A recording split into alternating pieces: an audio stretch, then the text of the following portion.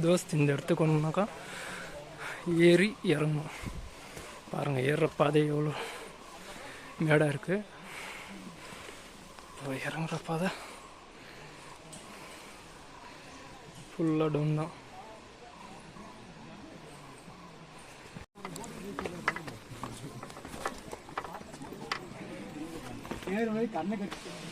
So பாதை ரொம்ப பெருசு தான், ஆனால் நடக்கணும்.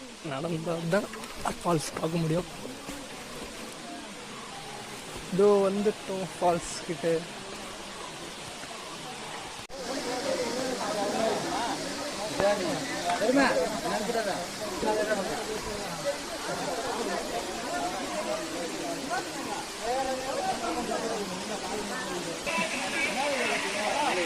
இந்த வருஷம் தண்ணி ரொம்ப கம்மியாக தான் இருக்குது.